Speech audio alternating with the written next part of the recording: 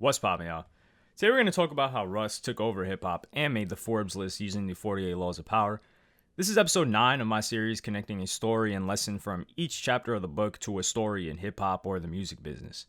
Russ went from almost a nobody in the hip hop world in 2016 to being on the Forbes list 2 years later.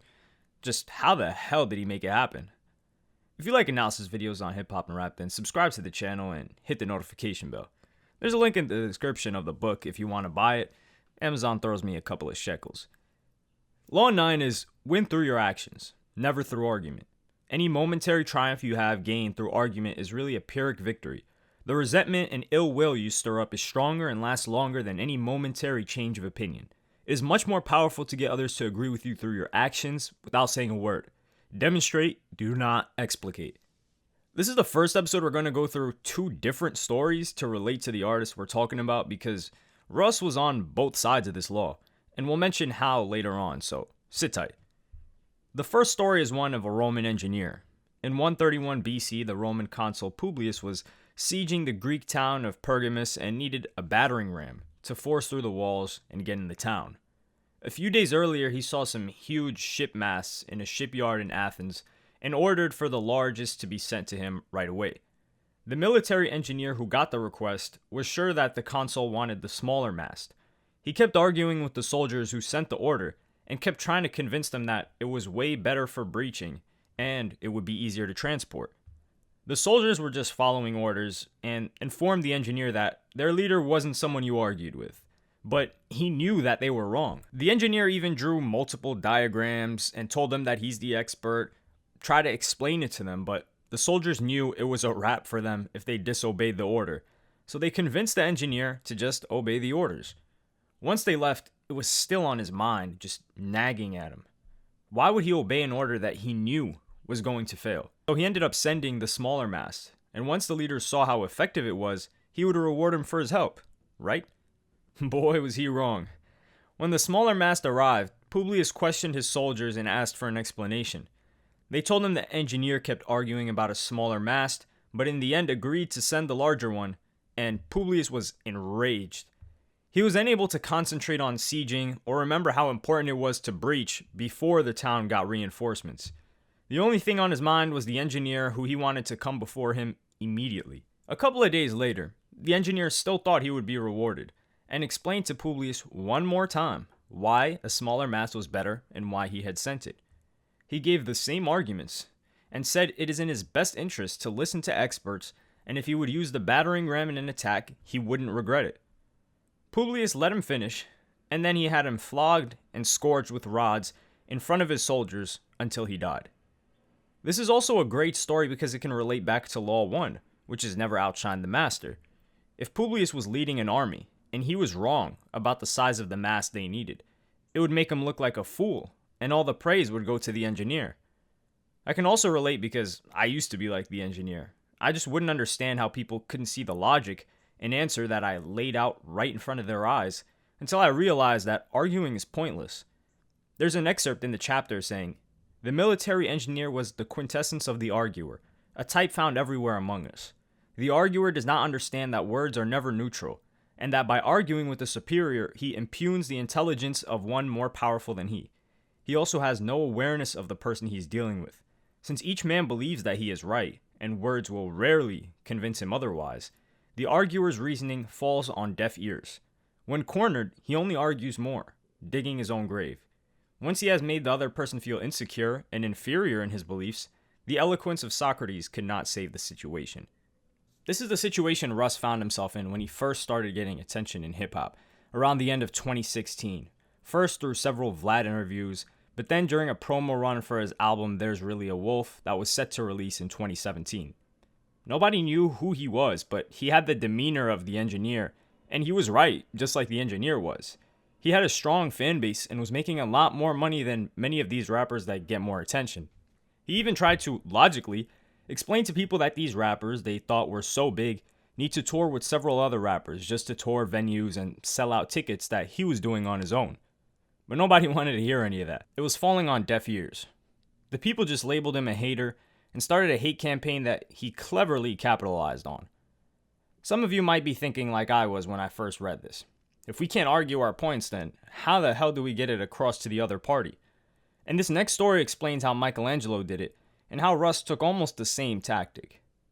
In 1502, at the works department of the Church of Santa Maria del Fiore in Florence, Italy, there was a huge block of marble just sitting there.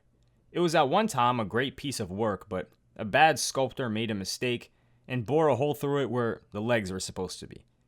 Florence's mayor, Piero Soderini, wanted to try and save the block by hiring Leonardo da Vinci or some other master sculptor, but gave up, since almost all of them said it was ruined and could not be repaired.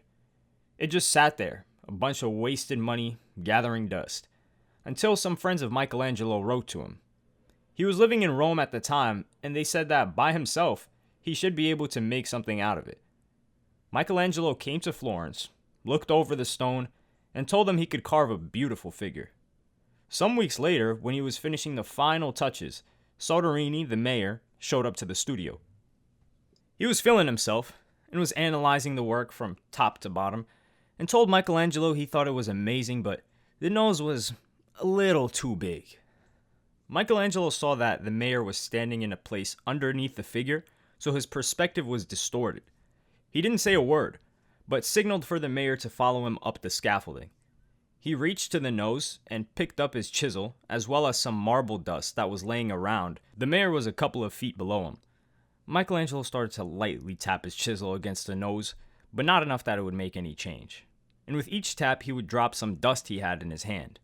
He didn't alter the nose at all, but it looked as if he was working on it. A couple of minutes later, he asked the mayor to check it out now, and the mayor said, "I like it better. You've made it come alive." What Michelangelo did here was incredibly smart. He knew that if he changed the nose, it might ruin the entire sculpture. But the mayor was a patron and considered himself an excellent judge of aesthetics. So for Michelangelo to have tried to argue with him, it would put his future projects in danger and funding. And he knew it was an issue for perspective. So he gestured without saying anything for him to move to the right place. But also had the mayor believe Michelangelo changed the nose when he really didn't. He kept the statue as is and feeding the mayor's ego. 2 birds, 1 stone. How did Russ transition from being the engineer into this second type of approach? First, he stopped doing interviews and really limited his social media presence, or even really speaking on other rappers or artists for a long time, until recently, I should say. An excerpt says, "Everyone knows that in the heat of an argument, we will all say anything to support our cause. We will quote the Bible, refer to unverifiable statistics. Who can be persuaded by bags of air like that? Action and demonstration are much more powerful and meaningful. They are there, before our eyes, for us to see. There are no offensive words, no possibility of misinterpretation. No one can argue with a demonstrated proof." This is what happened when it came to Russ versus Smoke Perp, or even Adam 22, 2 individuals that continuously kept coming at him sideways.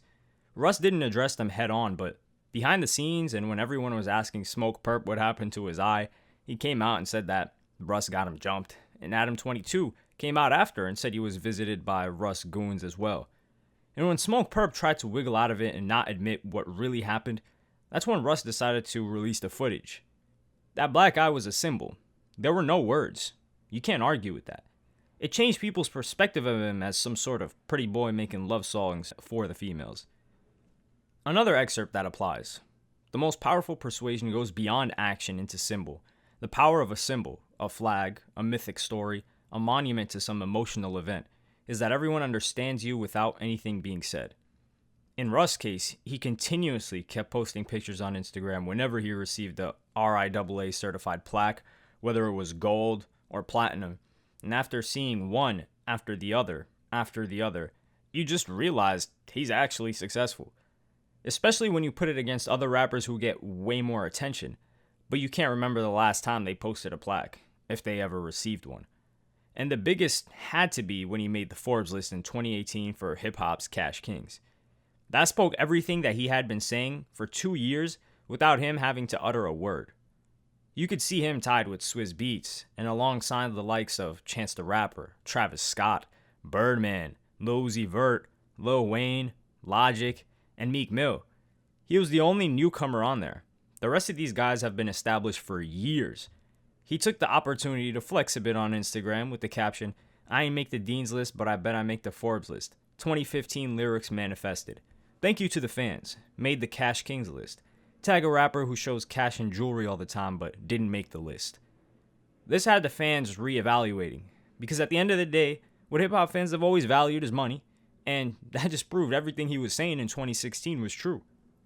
There was no Young Thug on there, no Lil Pump, or any number of other rappers that appear to be really popular, and you would assume they were making a lot of money since they're flexing all the time, but that isn't the case.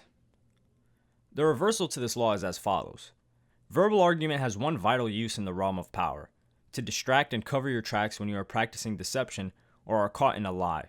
In such cases, it is to your advantage to argue with all the conviction you can muster. Draw the other person into an argument to distract them from your deceptive move.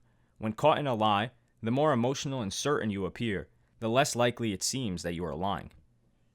I can't even count the amount of times this has been used by rappers and artists.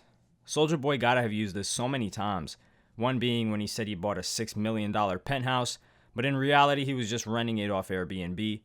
The tactic that most people use in this case is to call you or anyone a hater that is criticizing them for their lies and deception.